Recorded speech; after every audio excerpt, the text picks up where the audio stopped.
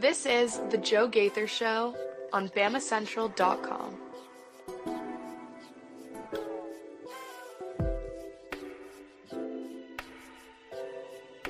Good morning, Tuscaloosa.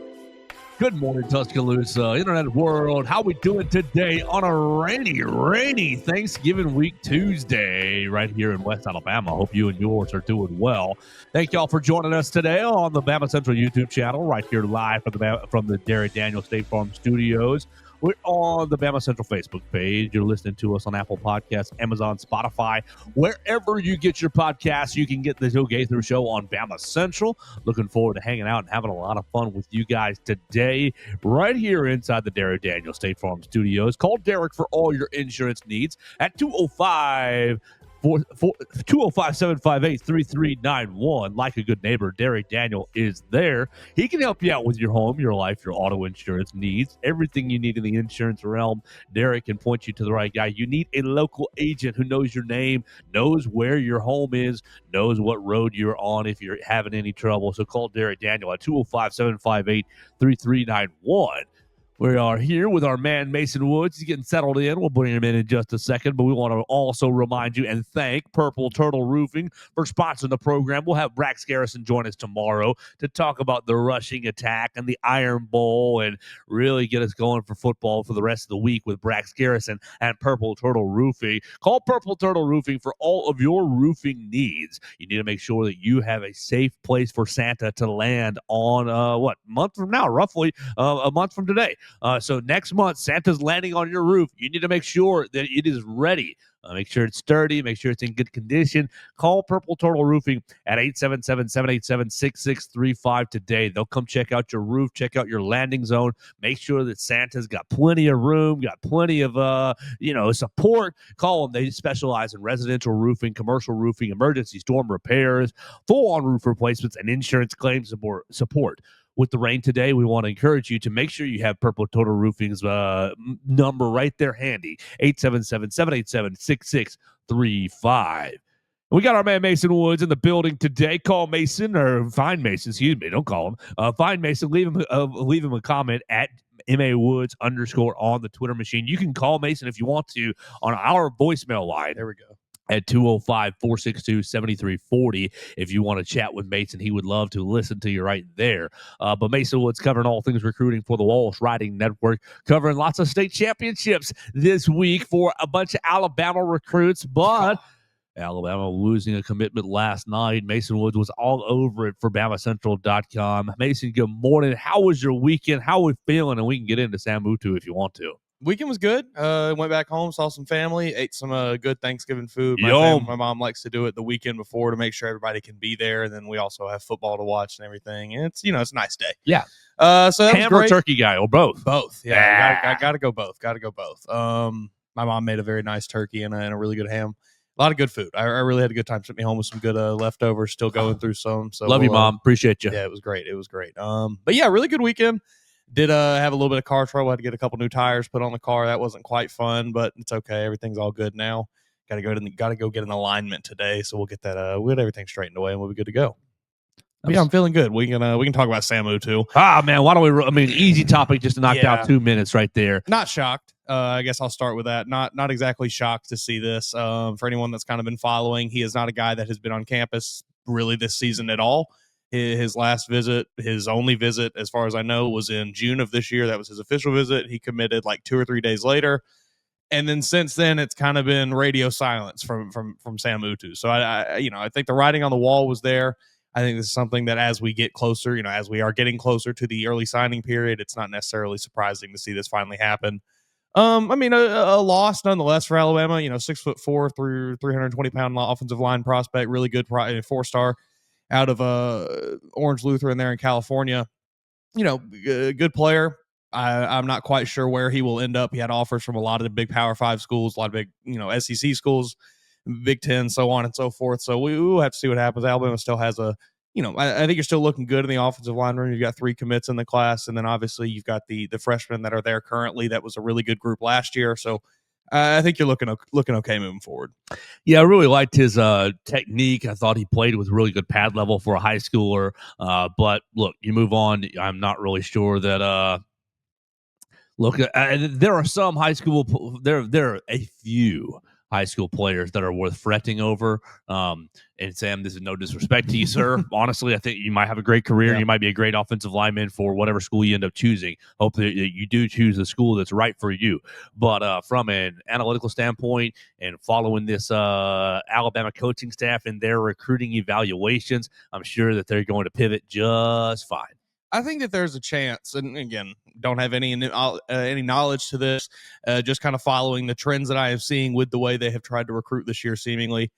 I think there's maybe a chance that Sam Mutu didn't quite fit the mold they were looking for, maybe a little bit bigger than they're looking for. You've got Jared Dowdy at 6'5", 300 pounds. You've got Chris Booker at 6'4", 285, and you've got the third, and of course now I'm blanking on his name. Bear Fretwell, right? Bear Fretwell, right? And again, he's huge. He's like 6'6", but he's right in that like 300-pound range. So it's seeming like maybe they are shifting away from, hey, let's get these linemen as big as we possibly can. Caden Proctor, Cam Dewberry, so on and so forth. And maybe they are moving towards more athletic guys. I mean, I think we definitely saw that with last year's class with a guy like Jackson Lloyd. So maybe that's just kind of the trend that they're moving toward now. And it was more of a mutual parting of ways than we initially thought. Sure, absolutely. Well, we want to wish Sam Mutu, regardless where he lands, all the success in the world. We'll have a tier, not many tiers, but a tier over losing a commitment. Yeah. And we will, in DeBoer, we trust. Let him pivot. Let him, Courtney Morgan, and the crew, all the recruiting crew, pivot and bring in the linemen that they want, and it'll work out just fine. Yeah, I think it's all good. Yeah, like I said, you're looking fine. Still got 22 commits in the class, 23 if you count Eli Deutsch, the long snapper. Deutsch, not necessarily not necessarily a scholarship player. I guess now he is, but you know what I'm saying. So yeah, Alabama is fine. No need to be really concerned at all. I posted on Facebook last night in a few Bama groups about this, and you immediately see all the comments. Oh, this is because he knows DeBoer is not a winner, and it's I'm not really sure that it's exactly that. I don't think this is any indicator of the state of the program or anything like that. 9-9 is 18-5 over 2 years, almost 2 years. I think that's a pretty nice little winning so far. I think you're looking okay. This is. Look, I know Ohio State and Indiana are looking pretty good this year, but I don't think this. I think this is college football now. Yeah, so we'll keep moving on. Well, we'll stay with high school guys. We'll get into Mason's thoughts on the Eastern Illinois game. What he thought about the rushing attack and maybe Ty Simpson's play. We'll spin towards Jeremy Bernard's Iron Bowl comments. If you guys want to talk about that, you can hit us in the comment section. We'll spin to last night's Gonzaga game as well, and tonight's UNLV game. How many cups of coffee will it take to stay up till 11 o'clock to watch an 11 o'clock game that'll end at 1 a.m. roughly? Probably. We'll get into all that, but there's still another high school topic. Xavier Griffin got on the wrong end of some powers that be. Yeah, that's probably the nicest way you could put it. Right. Yeah, I'm not trying to really slam the Georgia High School Athletic Bureau or whatever their acronym is. But I think that Xavier Griffin got screwed pretty hard. Gainesville High School is in the semifinals, right? I believe that, they are in the state semifinal. let me see if I can get that bracket. Right. I believe they're in the state semifinals as Mason looks at that. And in the quarterfinals, they played a pretty highly contested game.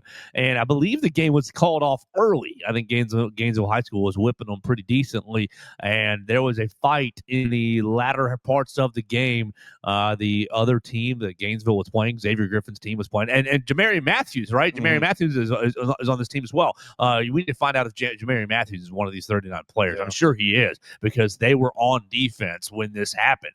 The other teams on the field, one of the wide receiver types, running back types, is in the secondary, in the second level of the defense after the play, and he's jawing at a defensive back and rips off a helmet from one of the Gainesville High School fellows, then rips off a second helmet and starts just swinging, and there becomes a brawl action right there in the middle of the field, and looked to me like Xavier Griffin was not involved, and particularly not involved in the start of any of this. Like not involved in it, but you got kind of teams meeting in the middle, and ultimately Gainesville High School has 39 players suspended for this week's semifinal game. Xavier Griffin being one of them, I think, just because you're on the field at that time.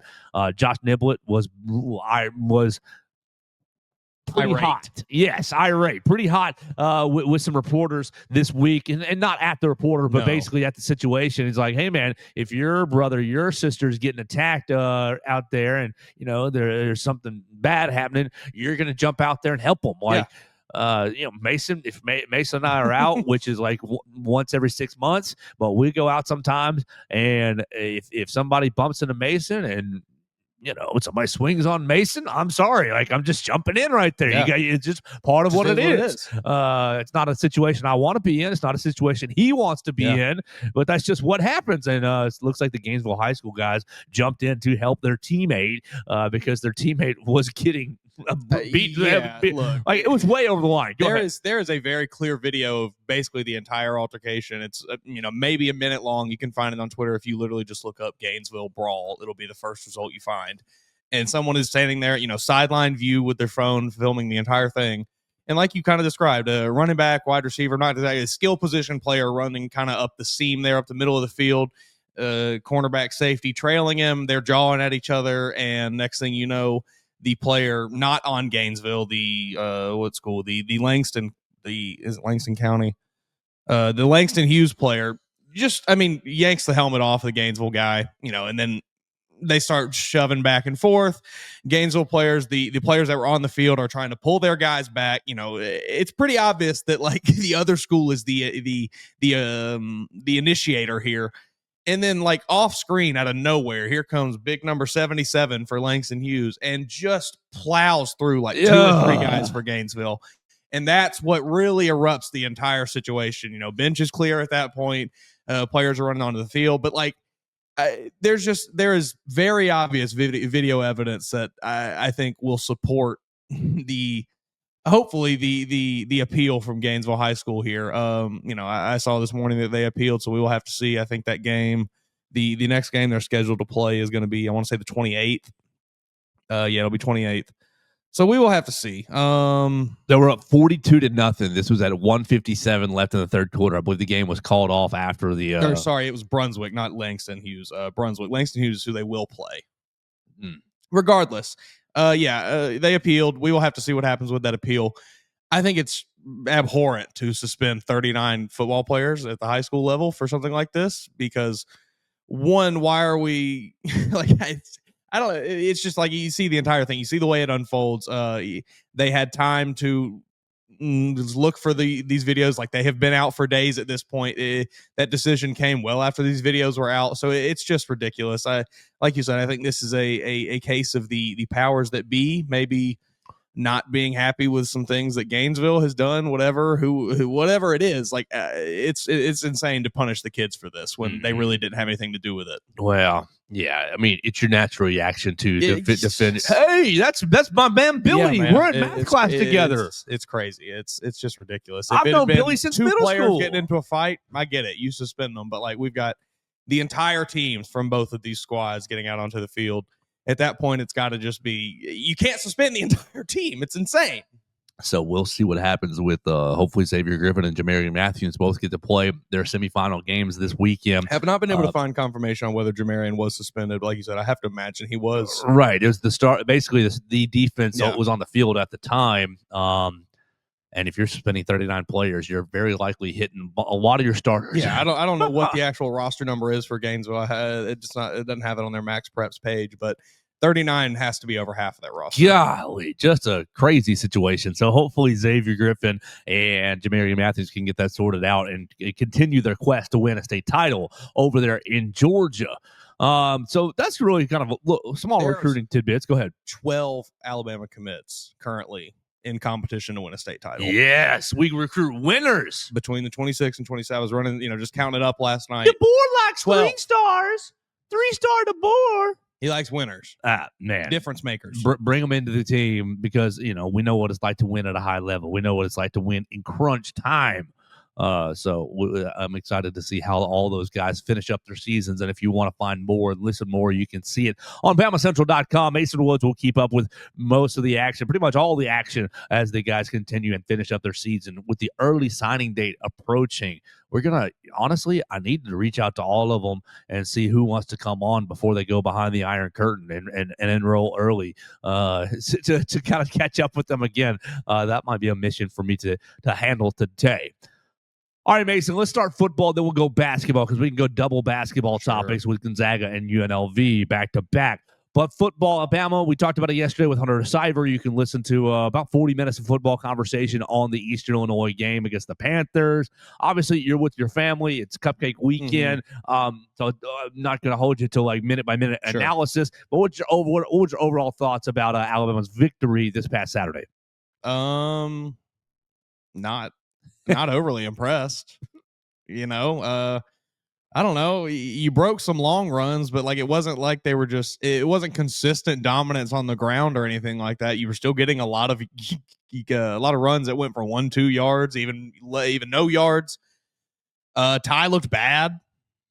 Just objectively speaking, he was not good. I know he didn't play a ton in this game, but the 2 interceptions and one of them, 28-0. Why are you worried about it, Joe Mason? That's what I got on Twitter. Well, we're up 28-0. Well, all right, we'll see. We'll see in Jordan Hare next week how your attitude changes, my friend. Keep going. Yeah, I think this team is trending downward. You won 56-0, sure, whatever. It was Eastern Illinois. You were going to win this game by a large amount of points, no matter how you played. But this team is trending downward. This team is trending downward at the worst possible time of the year. I think Ty has regressed. Maybe not regressed, but he is playing his worst ball of the season in the last 3, 4, 5 weeks. I don't think it's bad enough that you're going to turn to somebody else in the Iron Bowl because that's a ridiculous situation to throw Austin Mack or Keelan Russell into. But I don't believe that Ty is a guy that can go win you a football game right now. Yeah, I'm with you right there. I mean, obviously, if Ryan Williams catches his touchdown pass that was in his hands, that would have been a better mark on his stat line. But I agree with you, and that was really my take after watching Ty his first half. I thought, oh man, not sharp against scrubs. Yeah. And sorry, Eastern Illinois, but that's what you're sharpest, right. I mean, we took you back yesterday on the show against ULM. You were 17 of 17. You were razor sharp, and so obviously, I know we're up 28-0. It's not that big of a deal because you're going to win the game. But projecting forward, I'm with you. I thought that what I said yesterday is I feel like his internal clock has been knocked off. Something, yeah. It seems like that certainly seems like it could be the issue. I mean, it just looks like the timing is off. He's missing so many. He's not making so many bad throws that guys are unable to catch things, but he is not putting his receivers in opportune situations to get yards after the catch, to make people miss in the open field. He's making them come back for balls. He's making them turn around and catch things behind their back. It's just, like you said, it doesn't look sharp. So we'll see what he does this Saturday against a better defense than Eastern Illinois. We'll go to the other narrative. Everybody online, well, Bama heard the committee about rushing yards, and you went for 260. Nice. And you had 8 touchdowns on the ground.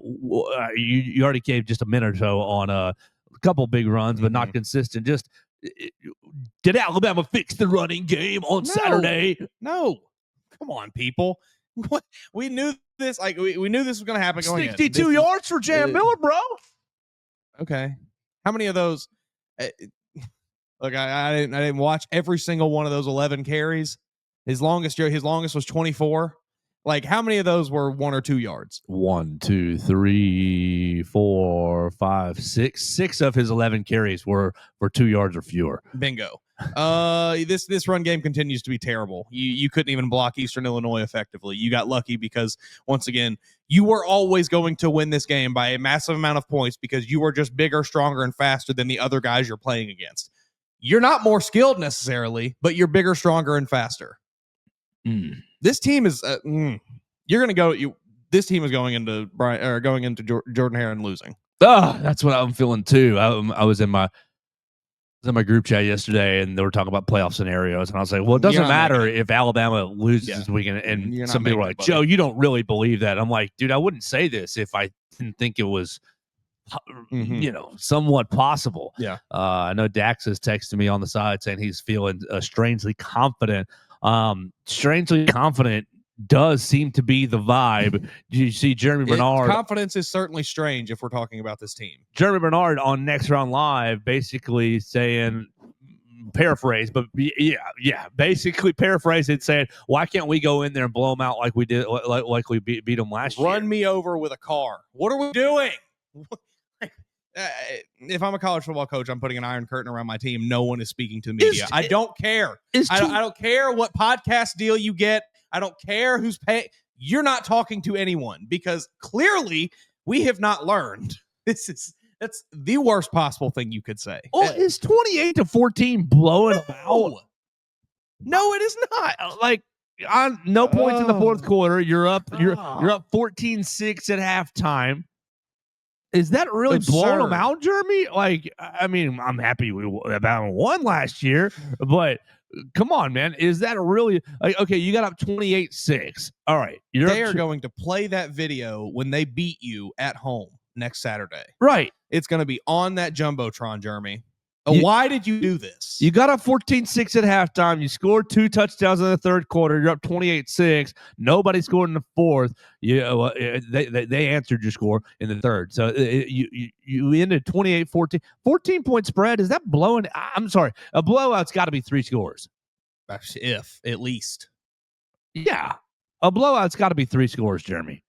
Let's start right there. But second, you've got people who are – you've got people who. Why is my laptop dying? It's plugged in. I'll replug it in here in just a second. You've got people who are, well, these guys haven't played down there. It's the new staff. They don't know to be afraid. They don't have any fear of Jordan-Hare Stadium. And like, I don't really think Jordan-Hare Stadium is haunted. I'm never in that category. I just think that okay, there it's charging. I have no idea. Like, I'm never in the it's haunted, it's voodoo. It's a hard place to play.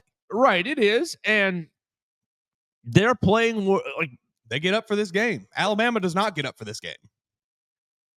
Exactly. They're playing for bowl eligibility, and they're playing to ruin your daggone lives.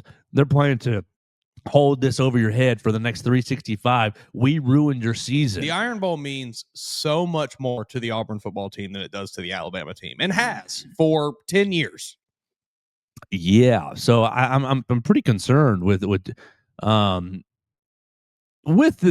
week. I'm concerned when I put on the Auburn offense, and I don't necessarily think like their offensive line's not good. Their offensive line is just not good, but they have 3 mobile quarterbacks, and they're going to play Ashton Daniels. We'll see all 3 of them. Yeah, you will.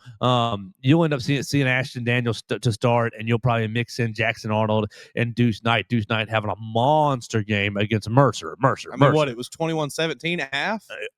Yeah, but then he ended up having a pretty nice little game. I saw that first touchdown scramble, first play from scrimmage. That was nice. Yeah, let's see what he actually ended up with. Deuce Knight ended up box score right there.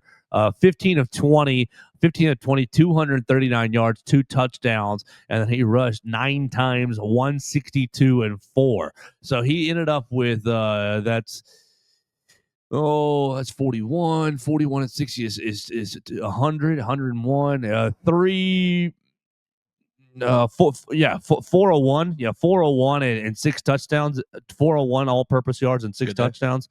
Is pretty nice. Pretty good. Yeah, 6 against Mercer. Come on, it's against Mercer, but 400 some odd 400 yards from scrimmage and 6 touchdowns is pretty good in my opinion. It was a really, really good tryout for the next team that he's going to play for.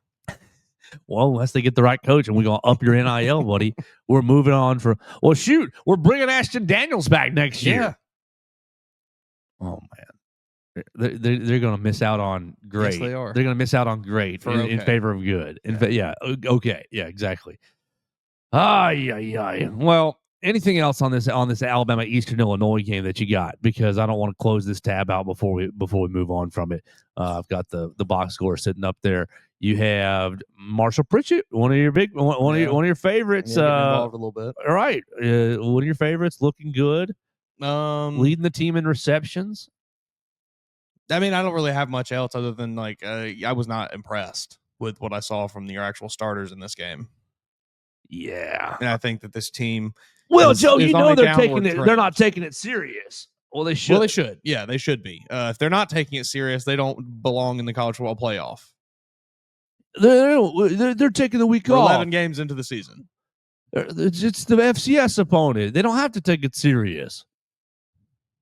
We'll see. We'll see how that attitude holds up next week in Jordan-Hare. Everything that Brack said, last week about let's build confidence, let's see the ball, go through the air, let's move some guys off the line of scrimmage. That's what you need to do in games like this. I don't really think you accomplish that goal at all. No, I think if anything, Ty's confidence is worse out of this leaving this game than it was going. Yes, exactly. And you are trying, golly, I don't know that. I'm sure that he had nice moments. When he looks in the mirror, he's got, I got nice moments against Oklahoma. Oh, I've got okay moments against LSU. But as far as confidence goes, he's not swagging around his living room like I just dominated these games because of these turnovers.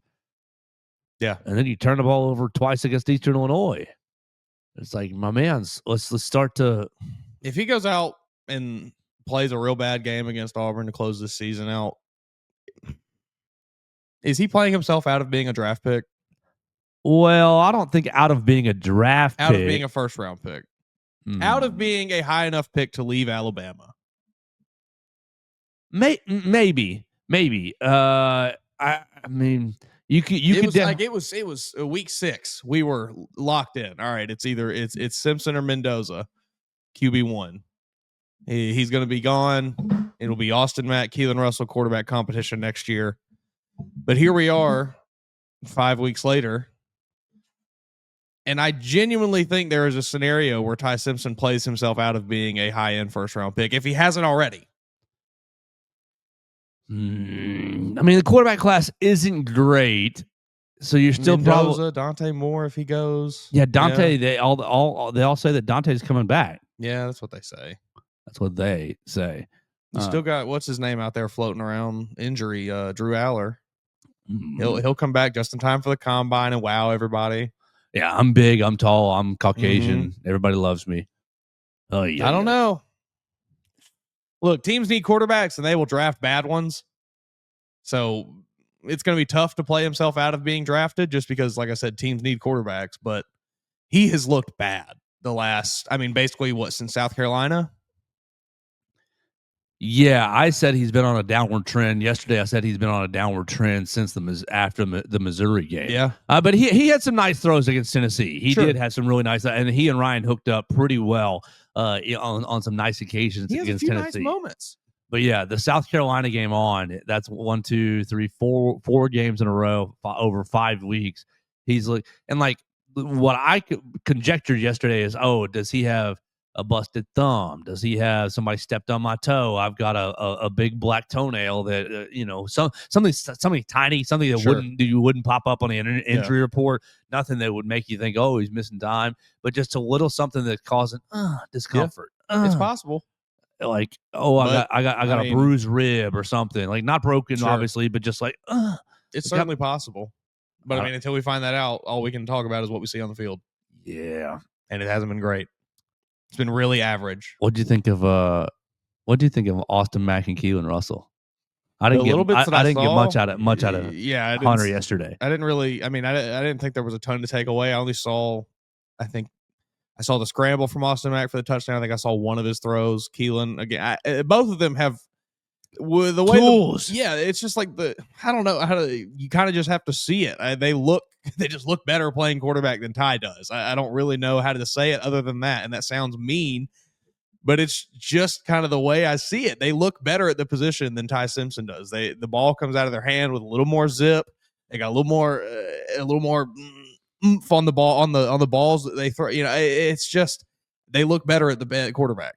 Yeah, to me, they both look like, you guys have a lot of tools. Yeah, I think that you guys have a lot of tools. It feels like Ty's reached his ceiling here, and Austin Mack and Keelan Russell are like still in the basement and their ceiling is 100 floors up in the air. Yeah, I agree with that. I agree with that because I think that Austin Mack and I think Keelan Russell both have lots of tools that make you excited. I really don't want to see Austin Mack transfer. I don't either. But like it's inevitable, right? Well, one of them is going to. You're going to bring in Jet Tamala. You'll bring in Taden Kawa probably. Yeah. And you'll just roll with 3. I hope that I'm selfishly wanting both because I like them both. I think they both can play. I really do too. Yeah. So it's going to be hopefully a fun off season. Dramatic off season. It'll be dramatic if nothing else. All right. Well, Alabama goes down to Jordan-Hare Stadium, 6:30. We're going to have Peter Radicus join us on Thursday. We will have a Thursday episode, but we're going to record it today. So all you guys who listen each and every day, we will give you something on Thursday morning. We'll probably have it rolling probably 7:30 or so is when I want to just go ahead and drop it so that you guys can have it while you're cooking your meals. We'll talk to Peter Radicus of AL.com about the Auburn Tigers. Just to tease you and set you up with that, Peter tweeting yesterday, Auburn quarterback Ashton Daniels has faced Kalen DeBoer once before, throwing for 367 yards and scoring 3 total touchdowns in a 42-33 loss to Washington in 2023. It still stands as Daniels' second best passing performance of his college career. Now, no Kane Womack on defense, so a little bit different there. But yeah, I mean, it's a fun point to make, but when you kind of dig into it, it's likely a completely different situation. Absolutely. I think it is a different situation. We talked to coaches yesterday. We talked to Coach DeBoer, Coach Womack, Coach Grubb for just a little bit. What do you make of this? I had a friend over the weekend who I had a Thanksgiving lunch with, and I said, well, I got to talk to the coaches on Monday. They said, why don't you ask them what their favorite Thanksgiving side is? I was like, I'm not going to do that. That's a TV question. Right. I'm not going to do that. But no, I did. I asked a football question, and then I was like, oh, and off the wall, what's your favorite Thanksgiving side? So all 3 coaches handled this differently. Mm-hmm. I ask a football question. It starts with Coach Womack. And you only get the microphone one time, so I combine it all. I ask a football question. Oh, and what's your favorite Thanksgiving side? Coach Womack, XYZ, Cam Coleman this, Singleton that, yada, yada, yada, tough receiving core, very hard to guard, 2 different skill sets, got to be on your P's and Q's, XYZ, and then didn't even just deadpan ready for the next question. No acknowledgement of Thanksgiving at all. Football's his favorite side. That's right. Ryan Grubb, XYZ football question, and what's your favorite side? And he ended up going with he gave a pretty boring answer to, I asked about what the steps that Alabama took forward in the running game, and gave a decent, just communicate it better, just communicate. And then he goes, and I mean, it's not a side, but it's probably pecan pie. I was like, all right, pecan, whatever, it doesn't matter. But good choice, really good choice. Yeah, can't go wrong with it. And then I asked Coach DeBoer, football question plus what's your favorite Thanksgiving side. He goes, well, I like just the normal Thanksgiving spread. This the regular stuff is just what I like. And then gave me a very boring football answer on AK Deer. And AK Deer, he's doing good. We like him. He's having a good year. He's growing. Mm-hmm. Oh, thanks, Coach. Just funny. How hard is it to just throw food out there, Coach? Just say mac and cheese. I like them all. Just say mashed potatoes. Right. Just say I like turkey. Like, it's not hard. So not everything has to be political, and you don't have to. You got to get under any. You can take a stance on something, Coach. Just whatever served is my favorite. He gets on my nerves. Just anything. He drives me insane. He's worse than Coach Saban was with that. Like Coach Saban would have answered your question.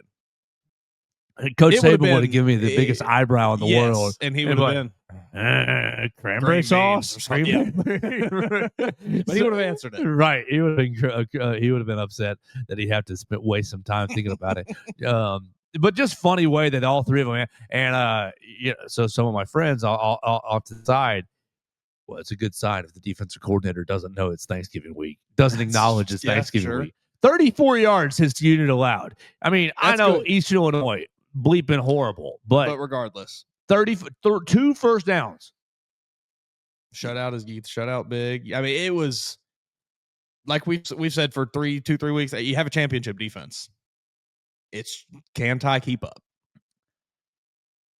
How amazing is it to you, or how wild is it to you that you've got this championship level defense? At the beginning of the year, you're thinking, wow, this defense horrible. We have 230 yards to Florida State. We've done a 180 this year. Right. The next week or the next 2 weeks against the offense just absolutely rips up the ULM and Wisconsin. Two bad football teams. Oh, wow, this offense is amazing. Ty's a Heisman Trophy winner. You've got 3 wide receiver ones. Man, I don't know if you have 1 wide receiver one right now. Just to have the 2 units flipping. And what can you do to get the offense back on track, Mason? Ooh. That's a question for somebody that makes a lot more money than I do. I truly don't know at this point. I really thought you'd be able to do it against Eastern Illinois, like we kind of talked about with Brax, like just seeing things be run the right way and seeing them work and seeing your timing work. It like that goes a long way, just kind of running through the motions and doing it correctly. But they didn't get any of that in this game. They did not get meaningful reps in this game. Like this was a practice, basically. Let's all call it what it was. And you didn't get meaningful practice reps against Eastern Illinois because you kept messing things up so much. So I don't know how you fix it. I mean, you have to just stick with Ty. You have to keep giving him opportunities downfield. You have to keep drawing up plays where you can take these shots downfield and try to connect on them, because I do think it's a bit of a confidence thing at this point where I don't think he really believes in his own arm. I don't think a lot of the receivers believe in their own hands. I don't. You just gotta keep the foot on the gas, I guess, and just keep pushing, keep trying to throw things at the wall and see what sticks. I don't think the run game is necessarily going to be what does it, but maybe you're able to rely on that in this game. Who knows? I again, like I said, I doubt it against Auburn's defensive front. I think that's probably the strength of their team, but we will have to see. I truly don't know how you fix the offense at this point. All right, so let's just wrap this football conversation up with a little bit of overview, looking at the team stats for the year. Auburn, for total offense, Auburn is at 11th in the conference, averaging 27.3 points per game. Alabama 6th in the conference, 33.8. Great. Auburn scoring defense is 7th in the conference at 20.09 points allowed per game. Alabama 2nd in the conference, allowing 16.18 points per game. We'll go to the rushing numbers. Alabama's offense, Auburn. Well, yeah, we're looking at Auburn. Auburn's rushing offense is 7th in the conference, the SEC, at 179.09. Alabama 13th in the conference, 123.23 rushing yards on the ground offensively. Defensively, rushing yards, Auburn is allowing the 4th fewest rushing yards in the conference at 94 yards per game, just behind Oklahoma, Georgia, and Texas. Alabama are 9th in the conference, allowing 121.8 yards per game. Passing wise, the Auburn Tigers have the worst passing offense in the conference at 191.45 yards per game passing wise. That's what you get when you're mixing in when you got 3 quarterbacks, you ain't got one. 191.45 for last in the conference, 16th. Alabama still 3rd in the conference in passing yards per game, 292.45.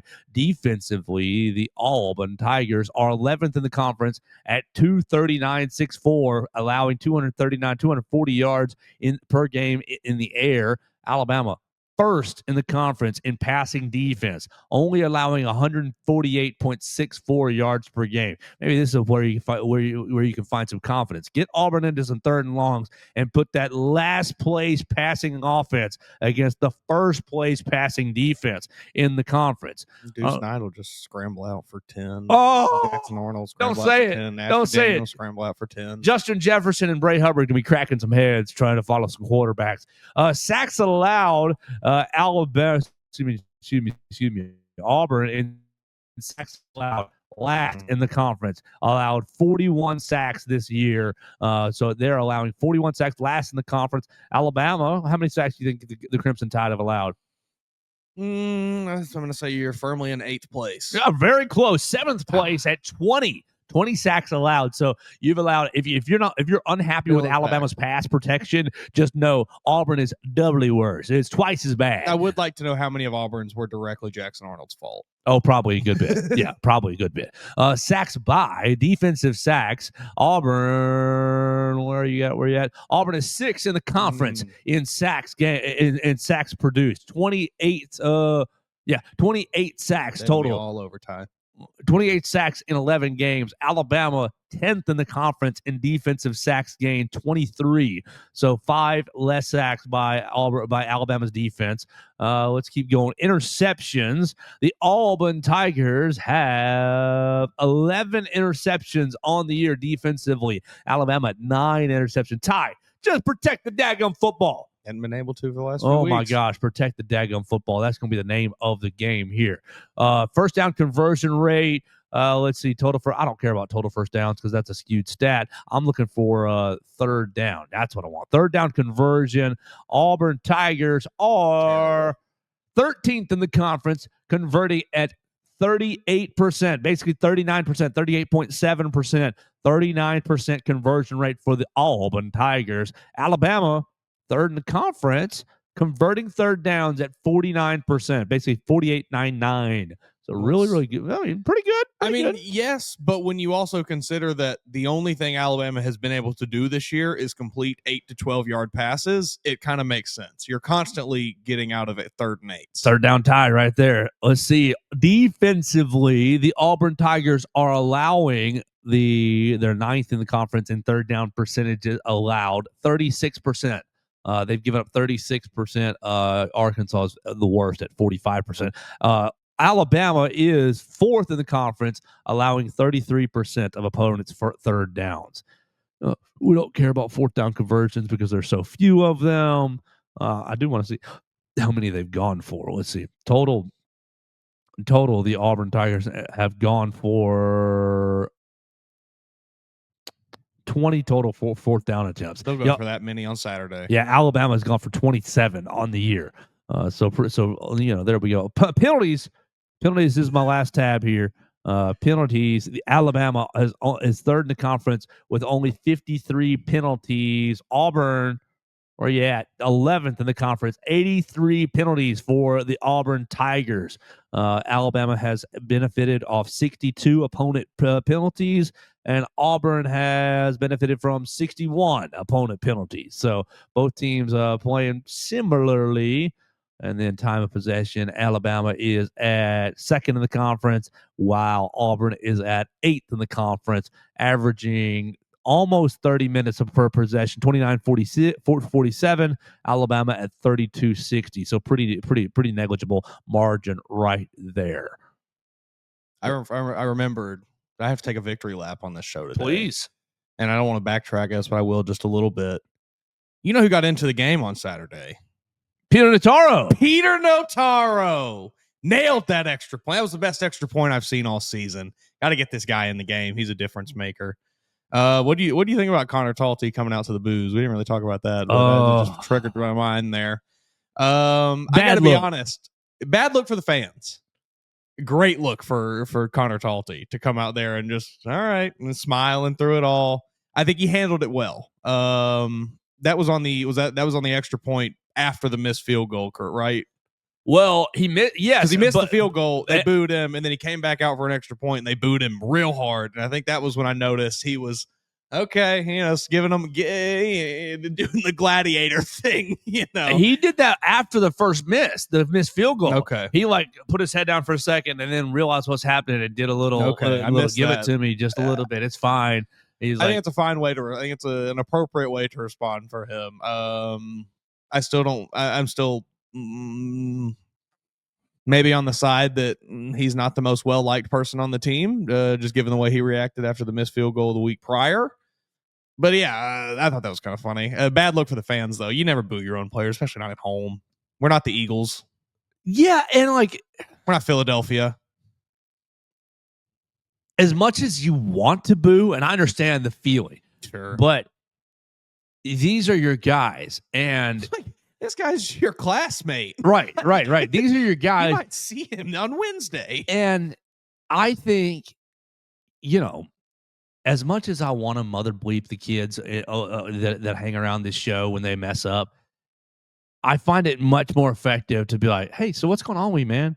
Oh, you slept, you were up late last night studying instead, or oh, you were partying with your friends because you haven't partied in 6 weeks and you've been going really hard, and oh, something bad has happened in your personal life." It's like you just put your arm around and Yeah. like I'm not putting Theo's business out there, but he was late for like 3 shows in a row, and on like the 4th one, I was like, "Hey man, what's up with this?" And ever since I have a spot on, A plus, and like these are your guys. Like you want to, as much as they want to bring out the feeling of, oh, you suck, I hate Yeah. you. It's like maybe a little encouragement will get them back on track. Yeah. So like with college kids, it's like, hey, let's just overly I mean, sorry to say it, but I think I think I am fragile. I think most of us are fragile, and so like, yes, I know I messed up. I know I messed up. I didn't turn this in.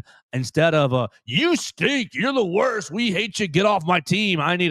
Okay, well, I need you on my team, and this is why. And come on, buddy, you can do it. I believe in you. You're on this team for a reason. It's a 28-yard field goal. Just put your head down, block out the noise. Yeah. You hit it 1,000,000 times in practice already, and like I get the feeling because you pull it again and you pull it left, and you're like, dude, what is wrong with you? What the heck is wrong with why He's can't got you the get this yips, right, man? Uh, You're saying, like you are pointing out. I think it is there's a lot more than just the motions of swinging your leg and connecting with the ball and putting it through the uprights. There's a whole mental aspect to it, and like you are not helping him whatsoever. exactly. That's the point. Like if you wanted to make the kick, and you all do, you need to be like, hey, it's all right. We're still with you, man. Come on, go get the next one. Go get the next. Like Coach Oates is a great example. He's like, if it's an open 3-point shot, shoot it. Man, I saw him shoot it. Yeah, he yelled at Keaton Bristow last night on one possession because he hesitated for and then ended up turning it over. And I saw him on the shoot, and it was like, just shoot the ball. It's perfect. We believe in you. Yeah. We're in the right spot. Believe it. If you believe in you, we believe in you. We need to get Connor taught. One thing that might help him is either earplugs to block out the noise, or like the horse blinders to where you can only look at where you're looking. And then, hey man, you have to look at the ball. Can we get a green dot on him and just have someone like play some calming music in his ears before he goes in for a kick? You have to look at the ball. Head down on the spot, my man. No, nothing else matters except that spot. You see where the holder's finger is? Don't take your eyes off that spot. And when you see him reach to catch it, that's when you go, eyes down on the spot, do what you do. If we install a big black curtain that raises up over the student section before he kicks. Oh man, yeah, bad luck for the fans in my opinion. Yeah, I didn't love that. And I get the frustration is warranted, but you got to handle it. Like you are 1/12 of this equation. Yeah. Yes, there's 11 players, but you are the 12th piece of this equation, and you got to help them out. I could have maybe given them some credence if this had been a different opponent, and you are in a 3-point game, and it's like, okay, Connor Talty's missed 3 field goals already. We need him to go out there and hit the game winner. Misses it again. I might give you a little slack there. Sure, but you're playing Eastern Illinois in a game that means nothing on a day that really means nothing. Like it just take it easy, folks. Come on, Connor. Yeah. Let's go. That's 3-1. 3-1. You're my guy, dude. Let's go. Let's go. They are going to need him in this Iron Bowl, very likely. Oh, yeah. With the way this offense is trending, you're probably going to be kicking some field goals in this game. Scary situation. All right, you want to move to basketball? Yeah, let's do it. All right, so we're going to move to basketball, but we want to remind everybody the program is brought to you by Purple Turtle Roofing. We're not just another contractor. We are your neighbor and your advocate when it comes to protecting your home or your business. With years of hands-on experience, top-tier certification, and a commitment to excellence, we've built a reputation as Alabama's go-to roofing solution. We specialize in residential roofing, commercial roofing, emergency storm repairs, full-on roof replacements, insurance claim support, and more. Call us at Purple Turtle Roofing, 877-787-6635 for your free roof inspection. My man Brax will come out and check out your roof. Make sure you're ready for Santa Claus. I know you got a lot of gifts that you've written your notes to the North Pole. You've sent it off. Well, Santa's coming. 1 month away. You want to make sure your roof is ready for Santa's sleigh to land. That thing is heavy. He does not pay for repairs either. No, he's in and out. He's got all those reindeer, they're heavy, they're big boys, they're stomping on your roof. You want to make sure your roof's in good shape before they land. 877-787-6635 to get yourself ready for the holiday season. Purple Turtle Roofing. We'll talk to Brax tomorrow, and I can't wait to do that, to get his opinion on maybe fixing this offense as they go into Jordan-Hare Stadium. But we appreciate Purple Turtle Roofing for sponsoring the program. Call them 877-787-6635. All right, let's do a little blitz here because Alabama lost last night to Gonzaga 85-95. And boy, I have been just wrong about this Bama basketball team. I picked them to win against Purdue. They lose. I picked them to lose against Illinois. They win. I picked them to win against Gonzaga, and they lose. And rebounding. Can you get a dadgum defensive rebound? One defensive rebound. Alabama giving up 20 offensive rebounds to 25 second chance points. They lose the second chance points by 15. By 15, because they did. I mean, give them credit on their offensive end. 13 offensive rebounds for 10 second chance points. You lose it by 15. You go 61% from the free throw line, 14 of 23, and you lose a game that is winnable. You lose a game that you are ahead. Your last lead was at 71-69, 7 minutes left in the second half. So you are in the game. You're down 3 at halftime. You're in the game. You haven't shot well. You can't rebound worth a flip. You're still in the game for, 13 more minutes or so. You retake the lead. You go on your own 10-0 run, but you cannot close it out because you just either don't have the bodies, don't have the toughness, don't really know what the deal. Like, I'm not a basketball coach. Nate Oates is sitting there in press conference afterwards again saying, well, it's just a rebounding issue. We got to decide if we want to be tough. We wanted to decide if we want to get a body on a body. Taylor Bowen, 2 points, 4 rebounds on the day, fouls out. My mans, we're going to need you. We're going to need you to play with more discipline and play with more toughness. And yeah, hopefully score more than 2 dadgum points.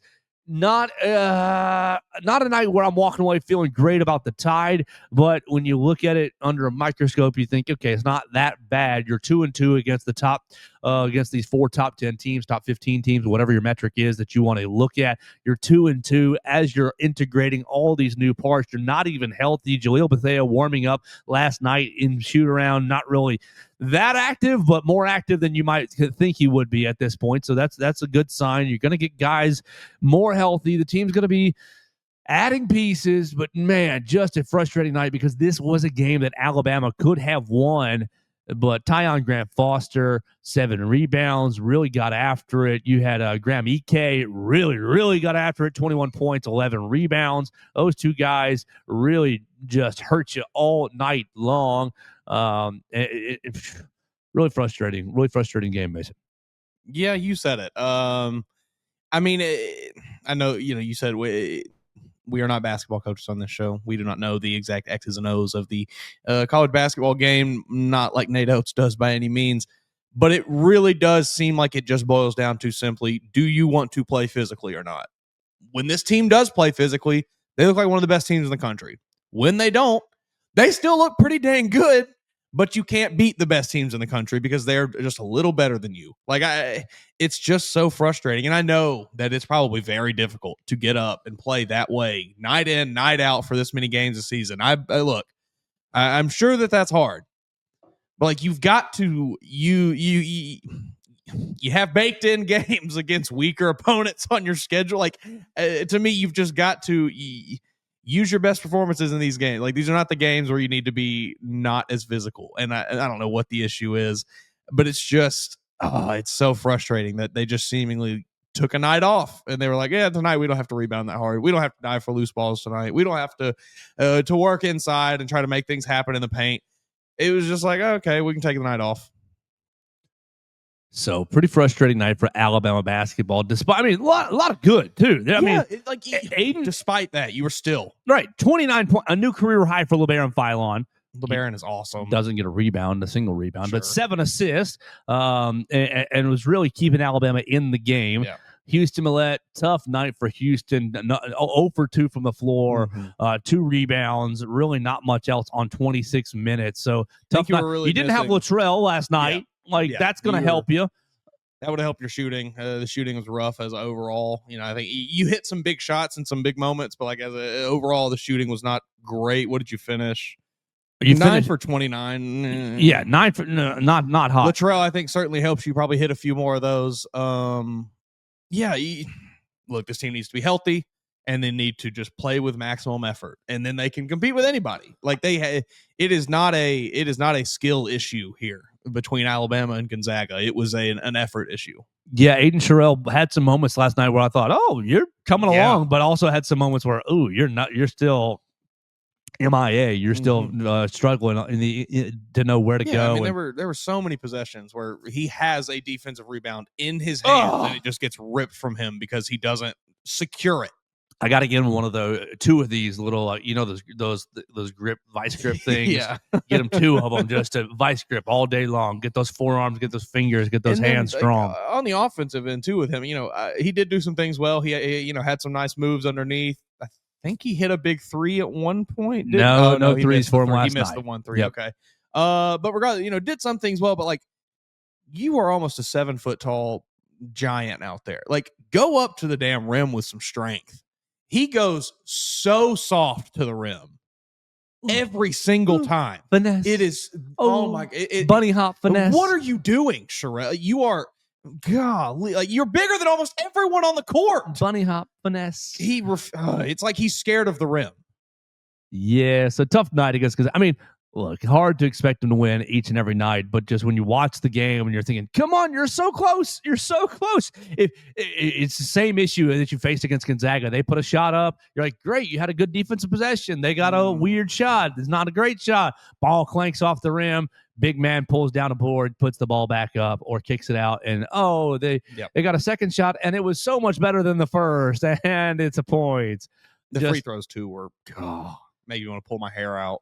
Gonzaga wasn't much better from the free throw line, 19 of 26. So they made 5 more free throws than you. They got to the line 3 more times, 73% for them. Alabama, 61% from the free throw line. Alabama has been a pretty good free throw shooting team through the first handful of games, four games, last night being the 5th. I think it was the timing of the misses that were that hurt the most. Yes. You get into the 1-and-1 there, and you just can't convert anything once you get there. That, and you got Gonzaga making the first shot, missing the second, but pulling down the offensive rebound and getting another look at it, just taking point. Guys, the defensive possession is not over until the ball's in your hands. Please, and thank you. Oh man, it is just play hard. You saw what happens when you play hard. You beat teams like Illinois. You beat teams like St. John's. We see what happens when you don't play hard. You lose to Purdue in a game you could have won, and you lose to Gonzaga in a game you still could have won. Mm-hmm. It's infuriating. So you're that close to being you're that close to having a perfect record and to have a resume better than anybody else. You'd be number 1 in the country right now. Yeah, absolutely.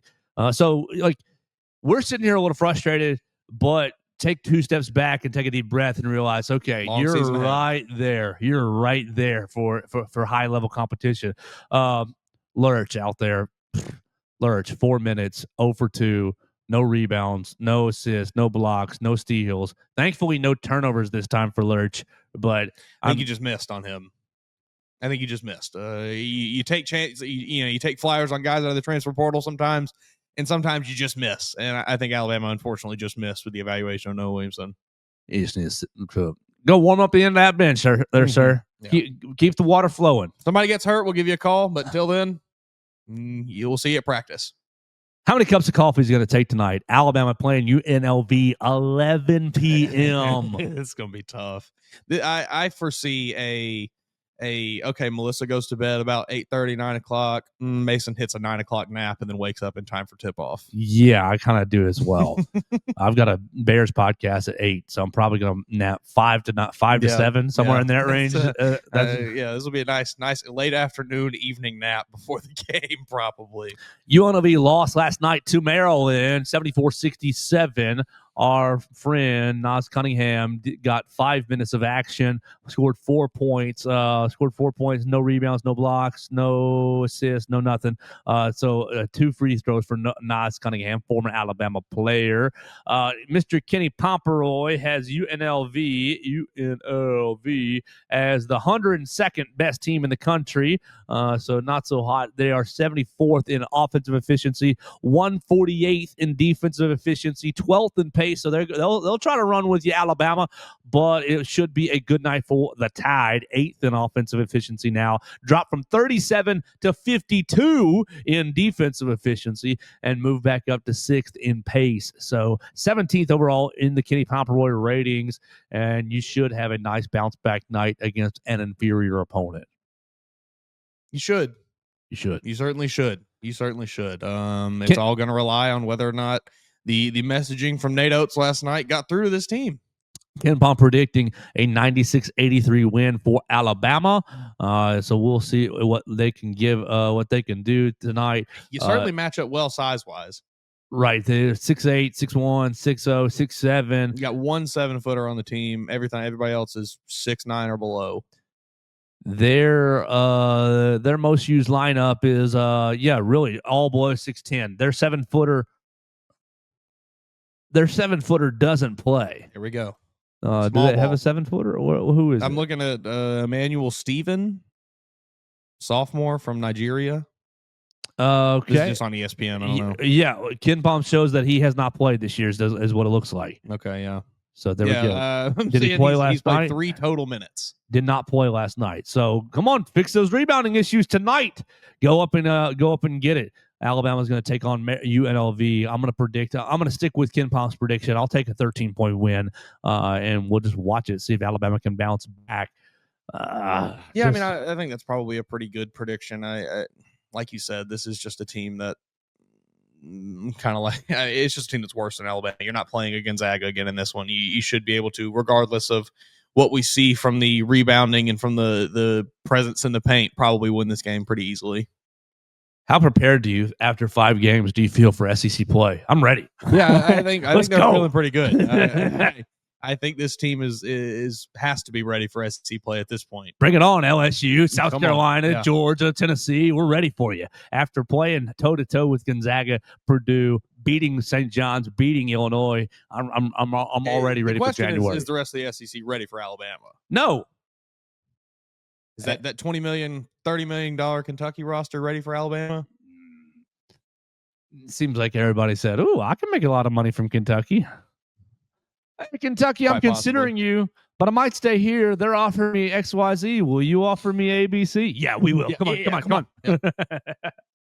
I I saw a Kentucky fan tweet out a side by side of the way that they think that they spent the money for the current lineup they have. Just I guess all of their message board talk and everything. The way that they've kind of divided this money up in their heads, and then the way that they could have done it, and it was like, we could have gotten this guy for this much. We could have gotten this guy. And it's just like, what are y'all doing? Come on, folks. What are you making up numbers to make themselves feel good because nobody knows the actual numbers. Oh, man.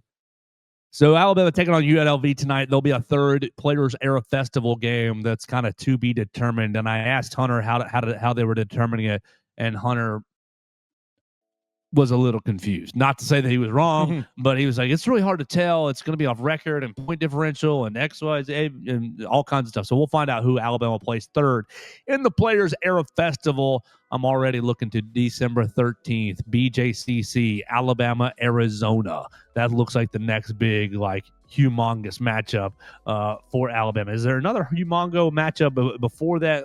Let's see. That's the next one that I know of off the top of my head. That's next Saturday. Alabama, UNLV. You roll Tide. I love you so much. Clemson, ACC Challenge, ACC SEC Challenge on December 3rd. And you get UTSA. That's Austin Claunch coming into town. And then it is that that Arizona game right there in Birmingham. So a couple more big ones before you play Arizona. UNLV tonight to be determined either Wednesday or Thursday.